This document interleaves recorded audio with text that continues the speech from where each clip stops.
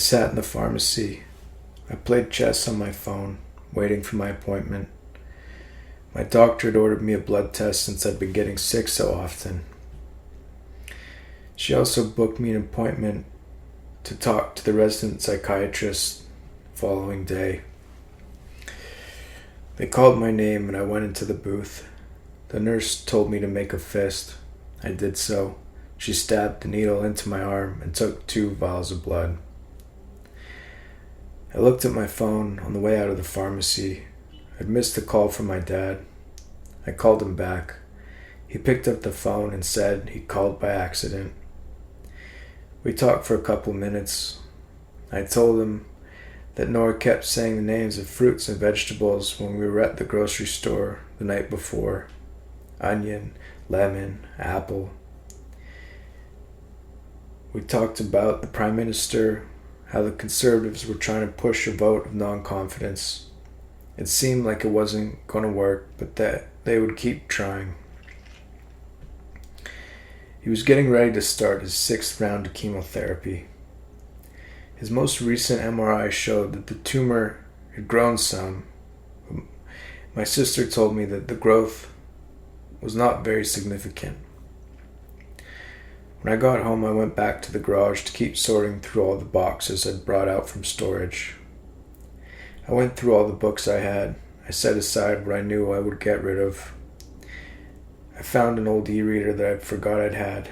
I think I'd won it at an event a long time ago. I couldn't remember what the event was exactly. Something about the future of the publishing industry or something like that. I took the e-reader inside and looked up the model. It was about 13 years old. I found a plug that worked with it and connected it to my computer. A little blue light came on, and then after a minute or so, the screen went white and a cartoon of a book with a happy face appeared. It moved very slowly, but it still worked.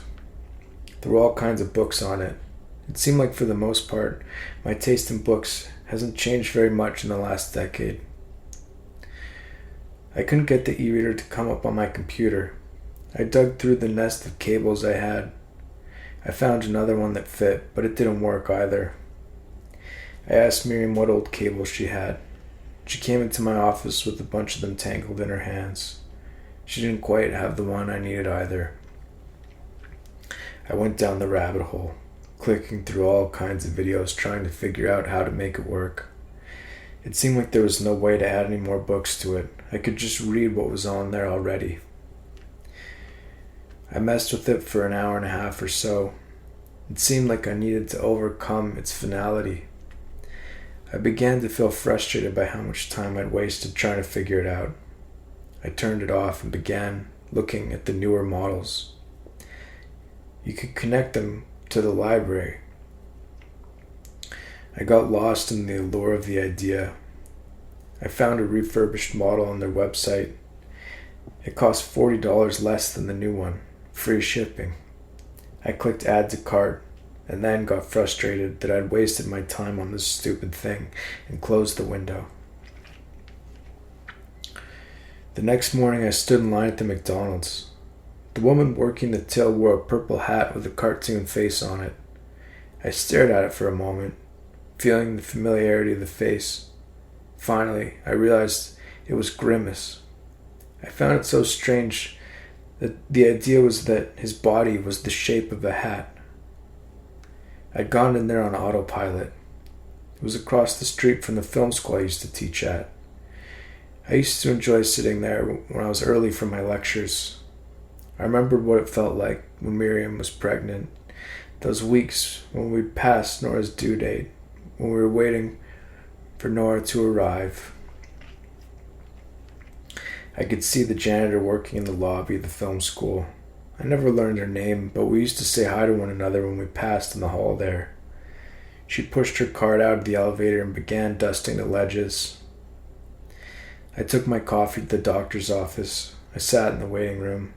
I was anxious that I wouldn't be able to properly explain how things had been for me, that they would think I was exaggerating, and that they wouldn't see me as someone who needed help, that they would see me as a whining and spoiled coward.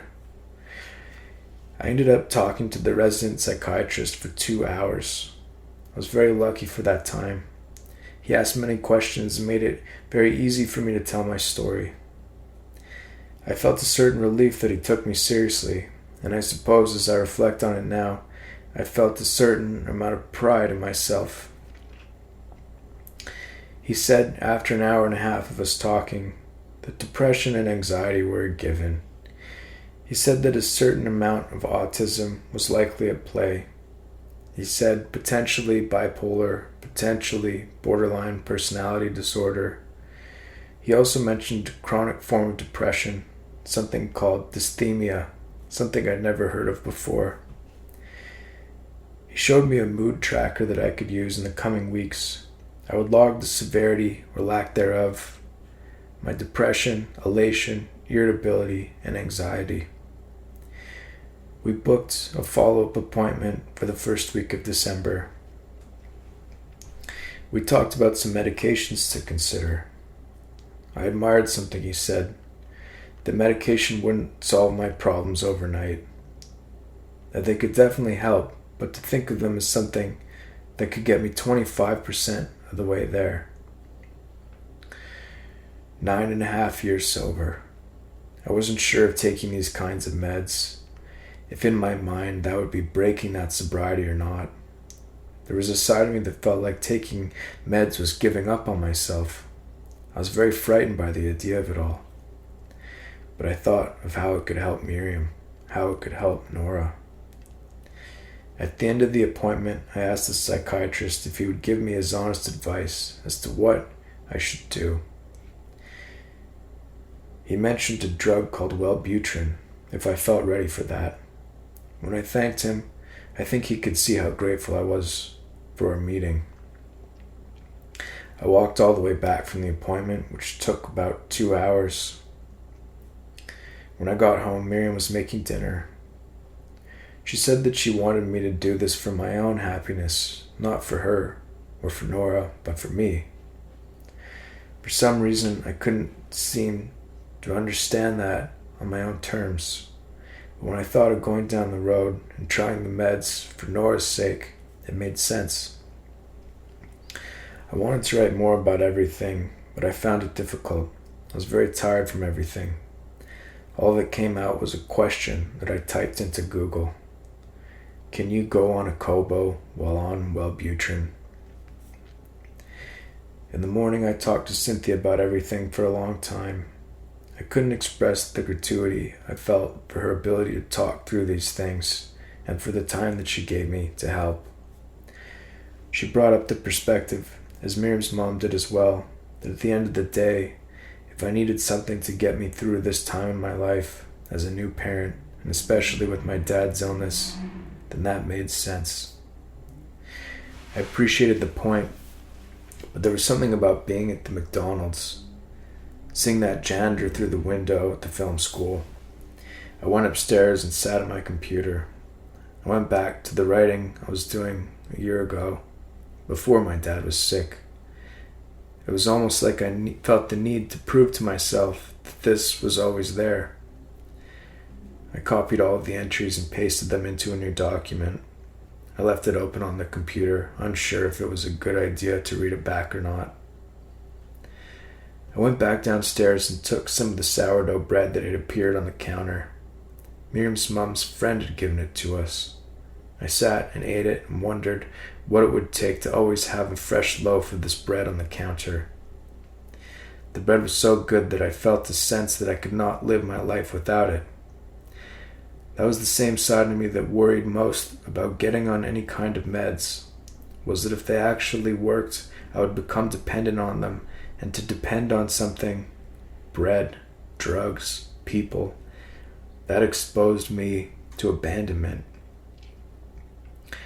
I wanted to write about the healthcare system as a whole, to talk about my experience at our OB appointments, Nora's birth, and all the follow-up, to talk about my dad's diagnosis and his ongoing treatment, to talk about how sick I've been getting and how that led me to going to get my blood tested, which led somehow to the psychiatry appointment. I had the impulse sitting at the kitchen table eating the bread that for some reason I wanted to separate my personal experience from all of it and to write objectively about the healthcare system, but I knew that would be impossible for me. I suppose it was the same side of me that feared the result of the medication, that if it did help stabilize things, that I wouldn't be able to write, that I would disappear, that I would be abandoning myself, that I would be giving up on the side of me that's fought so hard for all these years, that these drugs would wipe all of that out. But to keep going in the way that I have been, to be this kind of burden to my wife and to my daughter, all of the sadness and anger and anxiety. I could not lose sight of how grateful I was to those emotions despite their difficulty and volatility. They were who I was. I was no stranger to any of these diagnoses, but they'd never been so directly pointed at me. The puzzle of it all, I couldn't stop trying to figure it out. I suppose kind of like trying to figure out that broken Ereader. It seemed like if I could figure out what was wrong with me, that I had a chance at overcoming it. But the more I look at it, the more it blended together like salt. That all that any of this was, these symptoms, these ideas of disorder and struggle, it was just salt. Nora's daycare sent an email with their monthly newsletter. They put a picture of her right in the middle of the front page. She held a honey stick and touched it against a wooden apple for Rosh Hashanah. There was another picture of her on the second page. It was much smaller. She sat on the bench outside with the other kids, holding a plastic shovel. I returned to the thought again that is as honest as it is idiotic, the sense that going down the road with these meds, how I felt it would be sacrificing myself, but to face that fear, to let go of whatever I thought I was holding on to try and get better, for Miriam and for Nora. I thought again about how Miriam said that I should do it for me, that I didn't deserve to suffer as I had, but the truth is that I don't know how to do it for me. My way would be to do what I always had, to dig my heels in, whatever the saying is, and keep trying to force my way through it, spending an hour and a half, 2 hours plugging the same cord in and out of the socket, thinking that I could somehow figure it out. The truth was, I needed to do it for them. I needed to do it for Nora. To have these people in my life, a daughter and a wife, and all that came with it. It wasn't always the case, and I could see the reality one day, despite everything, how if I didn't sort myself out, I feared that one day it could all disappear. Lamotrigine, Strattera, Wellbutrin, lithium. I read about each of them. I tried to get a sense of their differences. To surrender myself to all of this, it seemed that now it wasn't alcohol or drugs or sex that I was powerless against. At the bottom of it all, I could see the thing I was most powerless against was myself.